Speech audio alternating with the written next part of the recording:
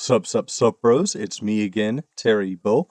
And today I'm going to be talking about the Wonder Woman movie. I got to see it 2 weeks ago, and the reason why I haven't gotten to talk about it now is because I have been insanely busy with a whole lot of stuff, and I won't bore you bros with the details. The other reason was I kind of wanted to see some positive things that feminists were saying about the movie, because I've seen feminist takedowns of the movie left and right about the race and stuff like that, and I wanted to see what feminists actually fucking liked about the movie. And I found this cringy gem of an article, which I will discuss a few points from. But I'm going to also just talk about what I thought about the movie. Before I go any further, I have to say that I will be talking about spoilers, so if you have not seen the movie yet and want to, I recommend that you stop this video right now, bookmark it, watch the movie, and come back later. If you don't care, then keep watching. Up to you, bros. But anyway, I saw the movie and I really liked it. I very much enjoyed it. I actually was expecting it to be more feministy pandery than it actually was. I was very pleasantly surprised to find it. I mean, there was some identity politics in there. I'm not going to say there wasn't. I mean, it is a Hollywood movie after all, and there were there were some jokes and prods at men and stuff that were actually kind of funny. I laughed at them. Specifically the main guy character naked for the first time, and the remark about how men are not needed for pleasure but only reproduction, which totally makes sense in a society that doesn't have men. You kind of have that sour grapes thing going on, but can't have it, so you don't need it thing. I mean, she obviously falls in love with him by the end of the movie, but I really liked it. The fight scenes were really good. I mean, they had them. I had me on the edge of my seat. I am not a comic book reader. I don't really, so I don't know much about Wonder Woman's past or anything. I have seen maybe one or two episodes of the Justice League cartoons growing up, and but primarily my house was in manga and anime house thanks to my sister, and so I am much more familiar with Japanese things than I am American things. But I've been liking the Marvel movies, so I decided to give this a try because the trailer looked really good. So I was pleasantly surprised that it was not as feminist as I expected it to be. I thought that the overarching story of Wonder Woman having to come to terms with the basic premise is Wonder Woman is on raised on this island, or Diana is her name, raised on this island of Amazons who were created by Zeus to counteract the desires of mankind that Zeus created before them. It's not entirely clear whether or not all women are women came from the Amazons or not, or if men and women were both in Zeus's image. I don't know.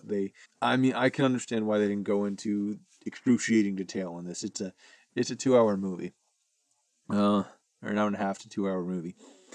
Uh, and so the Amazons have a duty to protect the world from Ares, who likes to corrupt the hearts of men and make them fight wars and everything.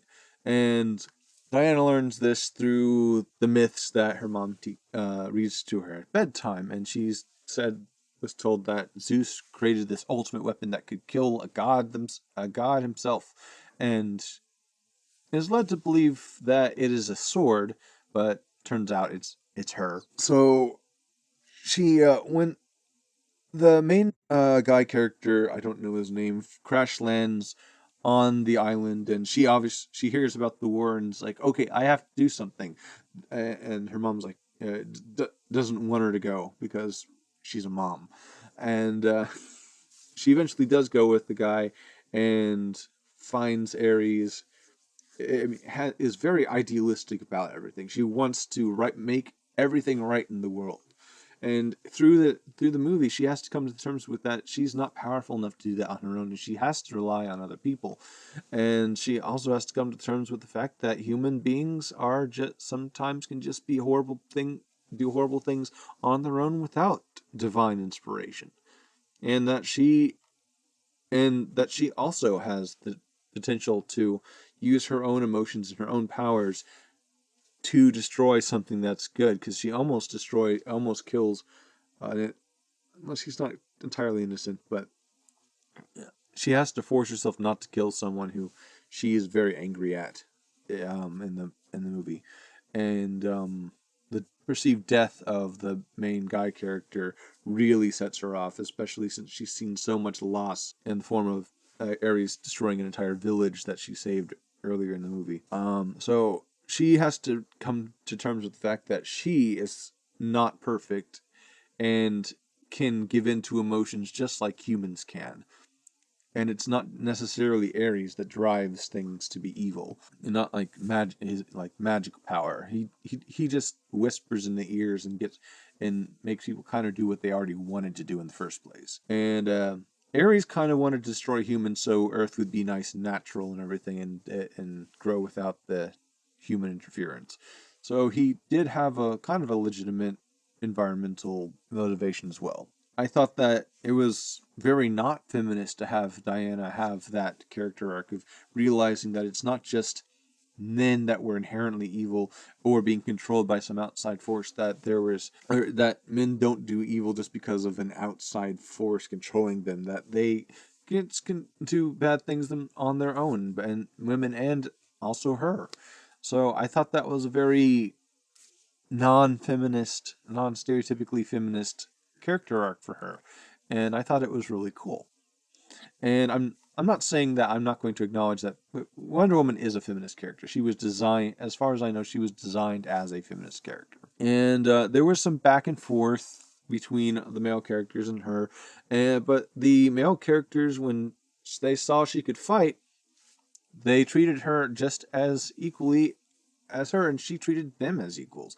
She didn't look down on them because they were humans. They wanted to help her, so she let them. Yes, she was discriminated against by the leaders of the military at the time, but that's to be expected from that era. So that was an accurate thing.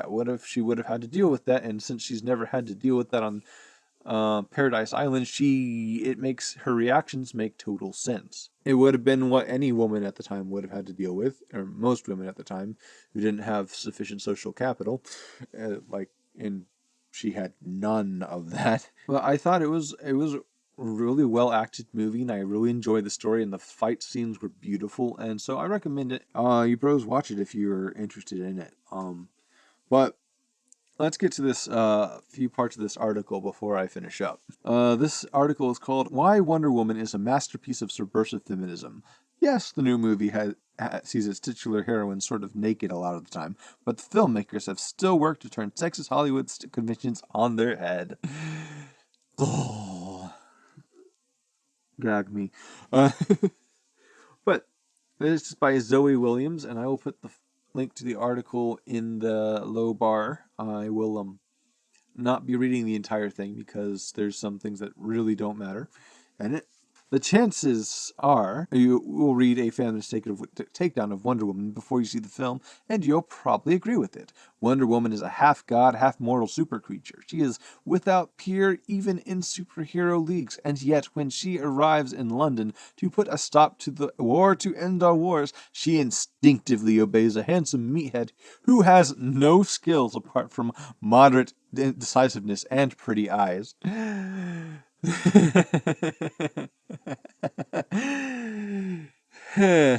Fuck you, Zoe. Fuck you. I don't remember the bro's name, but this guy is a spy. Not only is he a spy, but he can fly a plane and sail a ship, and his sole role, his main point in the film, is the fact that he managed to infiltrate a German encampment and steal a very vital book that has all of the plans of the German army, and he has to get that back to Britain so that they can know what they're going to fucking do. So don't fucking tell me that this bro does not have any fucking skills. It is even specifically brought to the foreground when Diana asks him, "Can you sail?" when they're leaving the Paradise Island, and he says, "Yes." So like, and I mean, there's an awkward situation where he's like, Why don't you? It's like, well, I'm kind of rusty because, well, he's been a spy for the past whatever years, and it makes sense that he hasn't actually sailed a ship directly, but he's able to do that and not only sail a ship, but sail it for days at a time because I'm not entirely sure exactly where Paradise Island is supposed to be, but they had to get back all the way back to Britain. And I do mention that they kind of got tied to another boat to do it, but that's still a 3 to 5, at least a 5 day trip from if Paradise Island isn't anywhere near Greece. And I don't even remember them packing food, so I don't know. And that would have been something Wonder Woman would have had to do, or Diana would have had to remember, really, because she is the one who knows where all the food is on the island. This is a patriarchal figment. Then, naturally, you begin to wonder, why does she have to fight in her knickers that look like fancy letterboxes made out of leather? Does her appearance and its effect on men around her really have to play such a big part in all her fight scenes? Even my son lodged a feminist critique. If she were half god, he said, she would have recognized the god Ares immediately, unless he were a better god than her, being a male god. And to that, I have to say, bro, that is probably one of the stupidest insights I've ever heard because, one, she doesn't know what Ares looks like, and two, she is a half god while he is a full god, so she doesn't have the fully divine powers that, say, Zeus or Ares would. And since, if you're familiar with Greek mythology at all, Greek gods have this tendency to be able to change their form into whatever they want, at least temporarily. I mean, there's an entire story about Zeus impregnating a woman in the form of a golden shower. He also became a goose and a bunch of other things, and I don't know that much about Ares. I'm pretty sure that he probably could do the same, given that other gods had the ability to do so as well. So, bro, yeah, just because she's a demigod does not give her some sort of god sense to recognize, especially when he could probably manipulate his form to look however he wants at any given time. Plus, he proved in the fight scene, he proved his powers of deception are pretty good, so I don't know how old Zoe's son is, but that's not a that that's not a good critique at all. And I kind of feel bad at ragging on a little bro, but it's not a good critique at all. I agree with all of that, but I still loved it. I didn't love it as a guilty pleasure. I loved it with my whole heart, and actually I'm skipping this part because she just compares this one to the old one, and so... Yes, she is sort of naked a lot of the time, but this isn't objectification as much as a cultural reset. Having thighs, actual thighs that you can kick things with, not thighs that look like arms, is a feminist act. I know a bunch of feminist bros who would beg to differ, bro, because, there are, I've watched videos on Anita Sarkeesian's, critiques on video games, and there are plenty of female characters in especially fighting games that are known for having thighs and known for being able to kick things, and they still called objectification on that. So it really depends. It really depends on who you ask.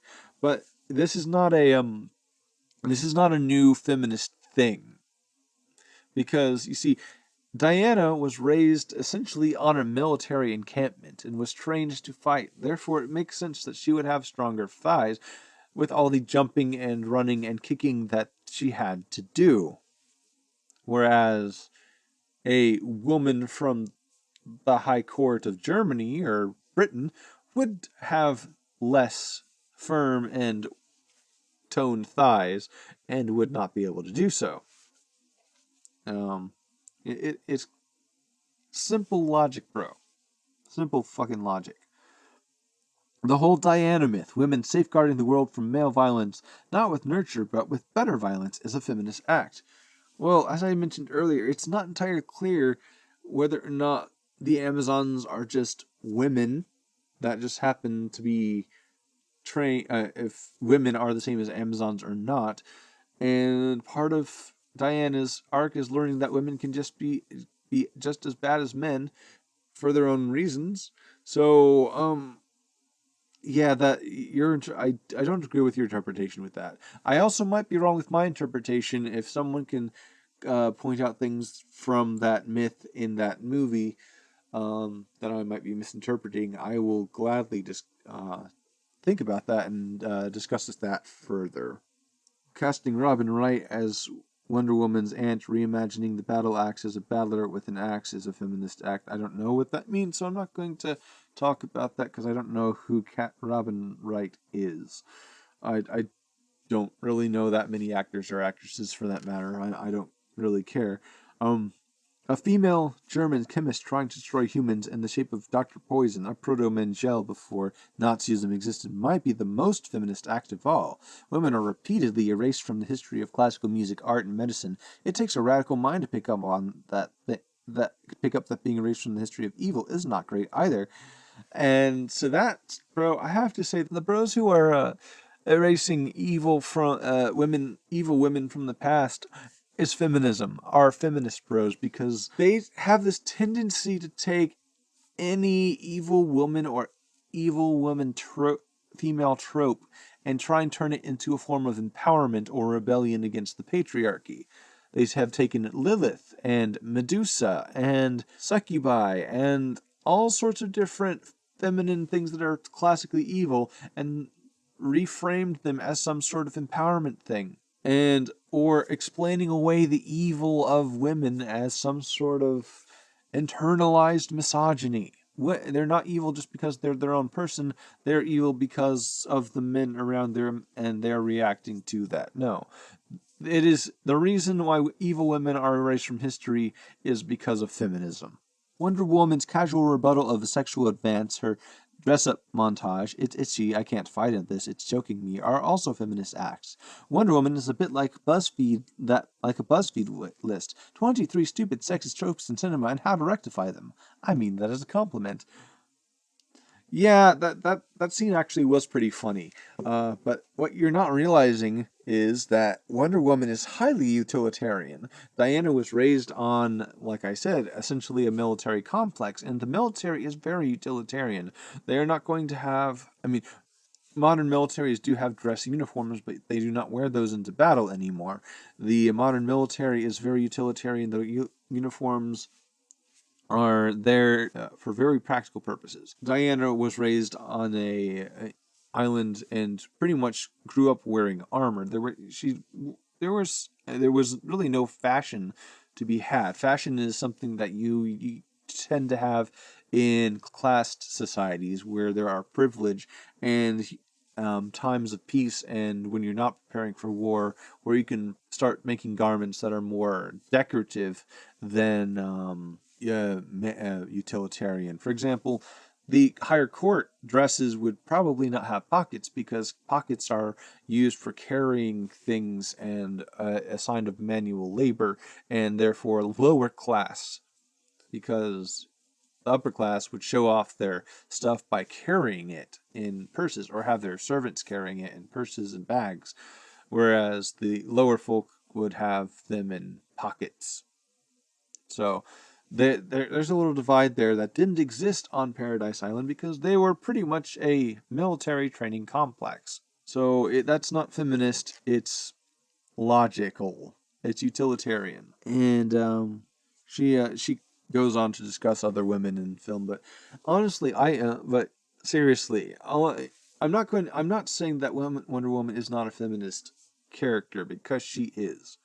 She was designed to be that way, but trying to reframe every single thing in the movie as a feminist thing and not just some sort of byproduct of the setting is stupid. I mean, yes, she treats both men and women equally, and she thinks that I mean, she does think that having the men in power is really stupid, and them not listening to the women is kind of stupid too, and that makes sense because she was raised in an environment that was with nothing but women. In fact, there's this little quip joke about how there's she read the 12 volumes of something something on pleasure and how men are not required for pleasure and only for reproduction, in which case the bro was like, "Oh," which actually was kind of funny, but um I think I might have talked about that a little already.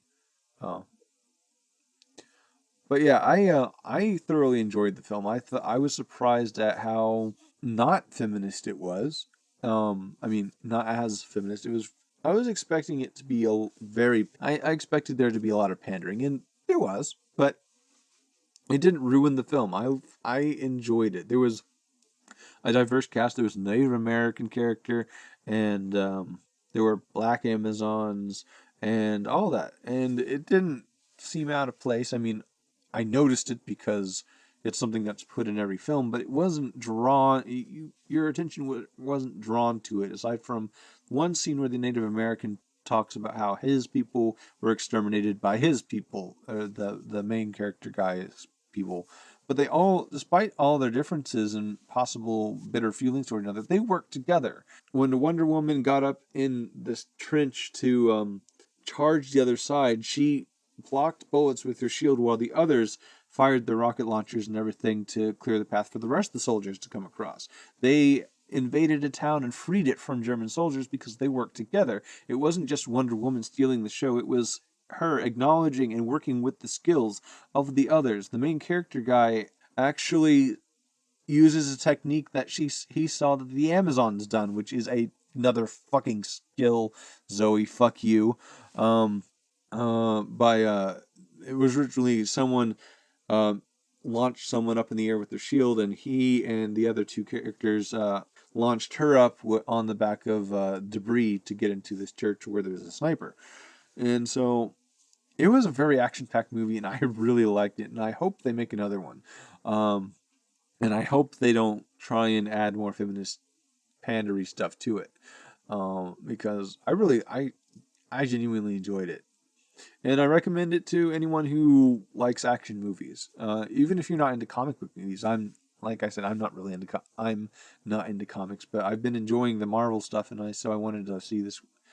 Well, it was mainly just the trailer that looked good to me. But yeah, I if you're wanting to know if it's too feminist or not, I would say no. It's very enjoyable to anyone. I do recommend it, and if you bros have seen it already, let me know what you think in the comments below or on Twitter. I'm Terry Bull on Twitter, Gab, Minds, VidMe. If you're watching me on VidMe, I'm also on YouTube, but why go over to YouTube when you're here?